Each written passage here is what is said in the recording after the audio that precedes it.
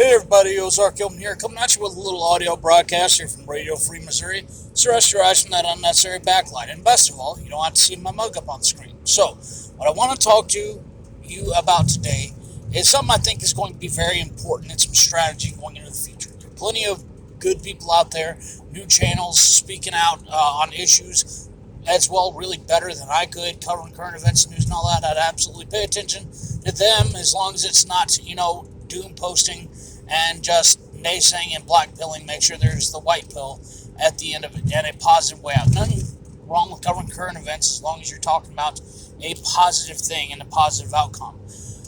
What I want to talk about today is 3 simple steps of how to speak up for your people.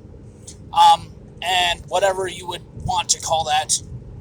I am a Western person. I am a member of Western kind. I am in a Western nation my ancestors founded, lived in, built, settled, etc.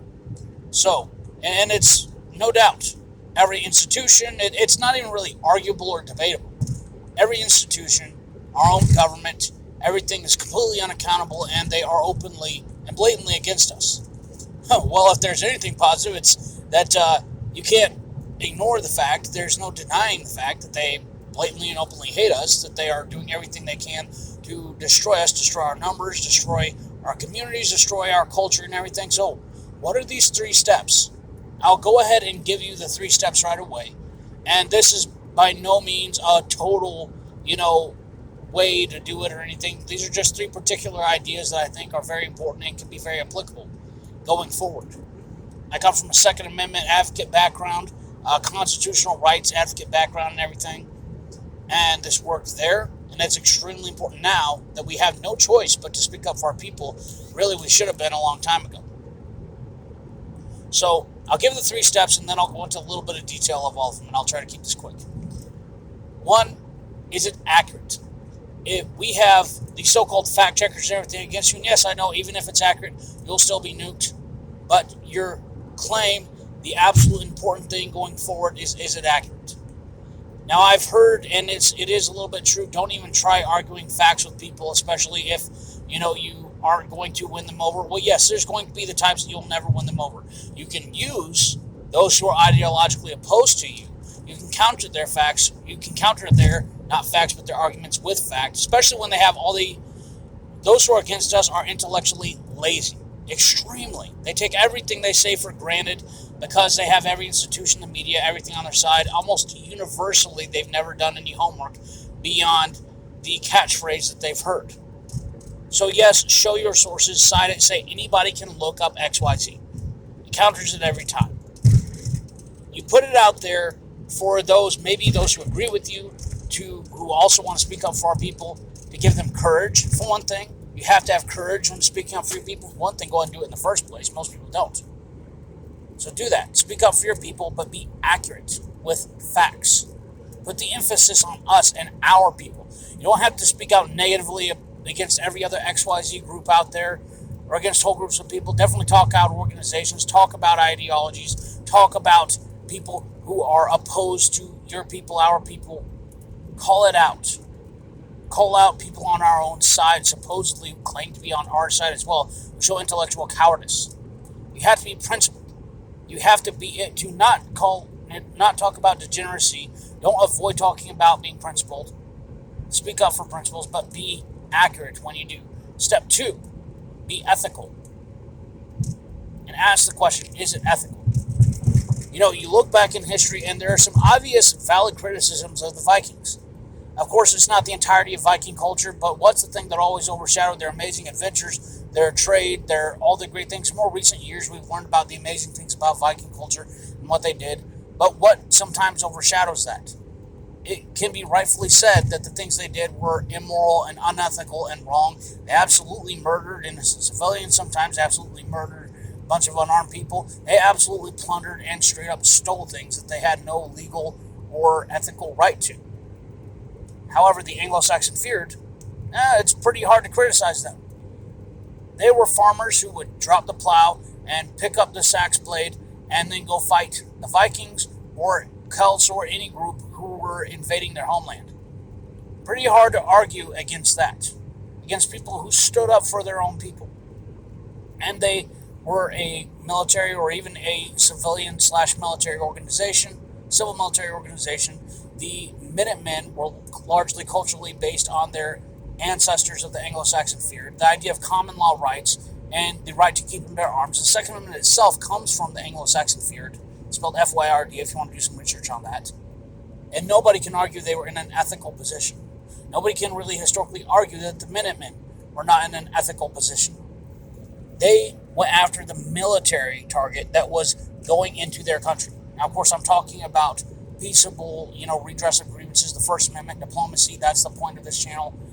And that's another thing with Rule 2 of being ethical. The idea of being an edgelord. Let me ask you, some of the stuff looking at our ancestors and how they spoke up for their people in the day would look like being an edgelord today. History is often twisted today with the morals of today to make people look horrible and evil, especially our ancestors. Make them look horrible and evil, even though their ideas were the norm of their day. But let me ask you, did they just try to be as much of an edgelord as they possibly could back then? Did it actually work? And that'll lead me to my third point.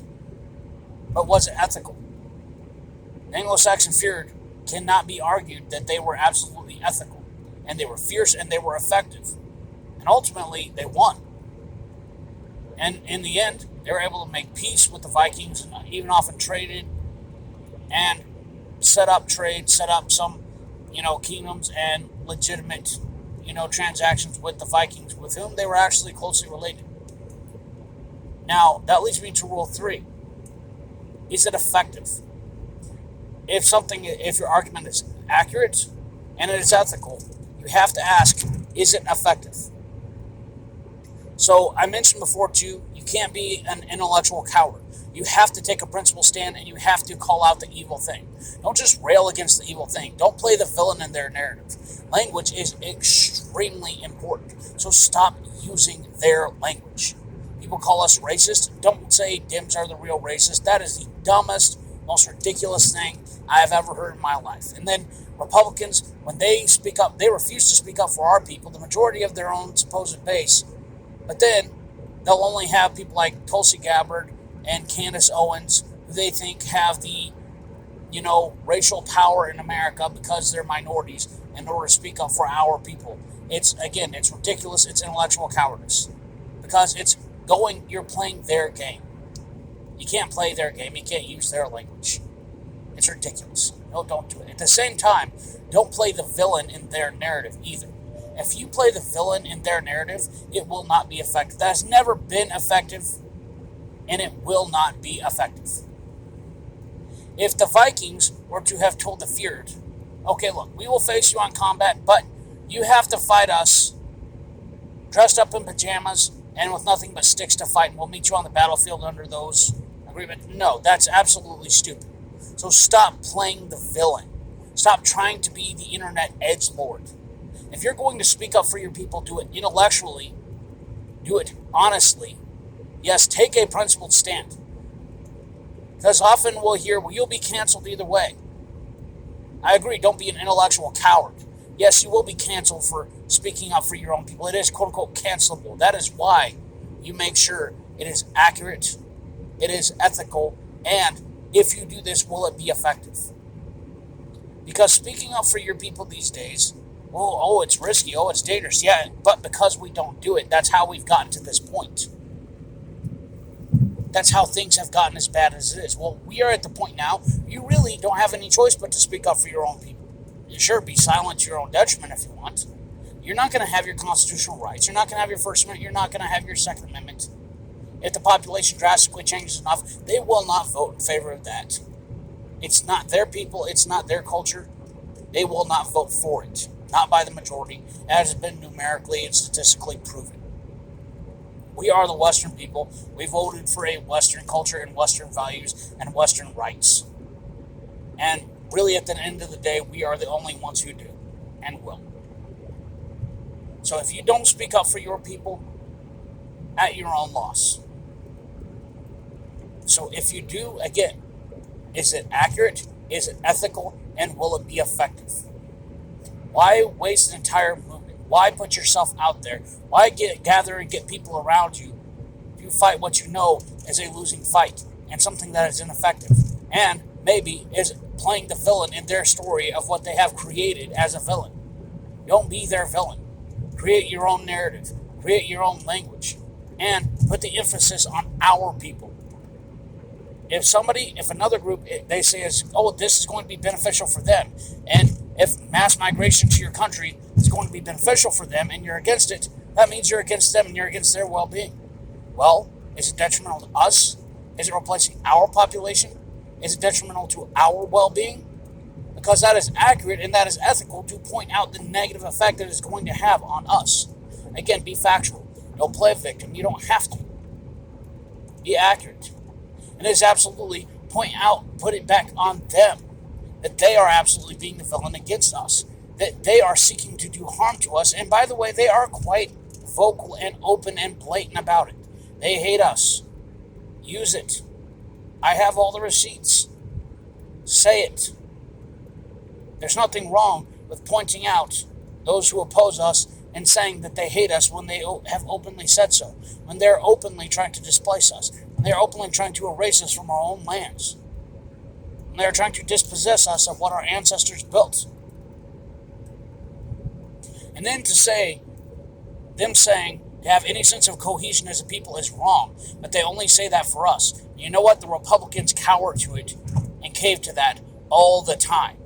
When you're being attacked as a people, there is no alternative but to speak up as a people. There's nothing wrong with some level of individualism. We are individualists to the extreme. But in your individualist right of the Second Amendment, you had to collectivize to save the Second Amendment, didn't you? Didn't we? That's what we did. In order to save the First Amendment, we had to collectivize. A small, powerful, vocal minority speaking up, creating enough public pressure. Just having negative PR has a massive effect. Causes people to back off. So be vocal. Talk about the negative effects it has on our people. That's how we approach it. So that it is accurate, the negative effects it has on us, so that it is ethical, taking a strong principled stand, but doing it in such a way that puts the morality on our side. Not playing the villain in their narrative. And 3, is it going to be effective? By doing the first 2 things and focusing on that, and plotting strategy, thinking like chess, 2 steps ahead, what will be the end result of this philosophy and these symbols and everything that I am talking about and using. And my language.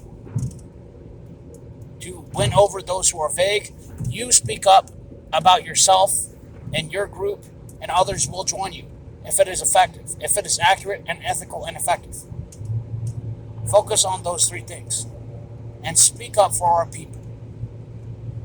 Do it or don't at your own detriment. It's your choice. This is Ozark Hillman. Y'all have a good one.